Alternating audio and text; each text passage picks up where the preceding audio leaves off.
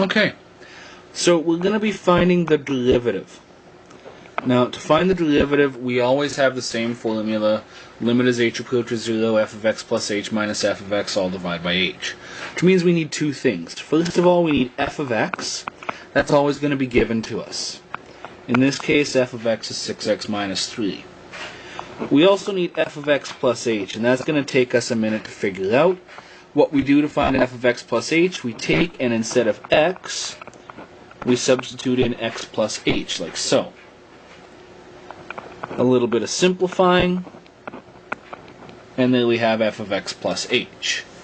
So now the derivative, which is dy by dx,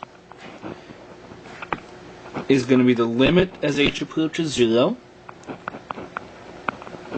of f of x plus h minus f of x all divided by h.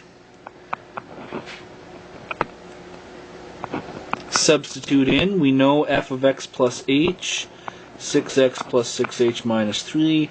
We know f of x, 6x minus 3, and what you're going to notice, I've got f of x in brackets because we're subtracting the whole function,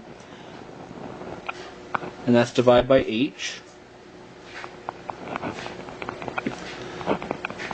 So now in the next step, I can take that, I can distribute the minus sign into that bracket,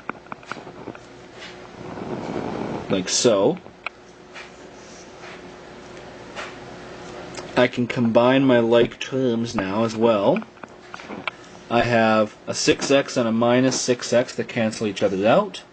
I have a minus 3 and a plus 3 that cancel each other out. So what I'm left with in my limit is 6h over h.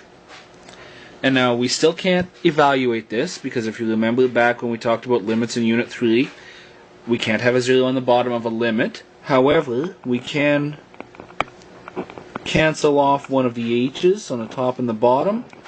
So we get the limit as h approaches 0 of 6, and since there's no h left to substitute in, the derivative of this function is just simply 6.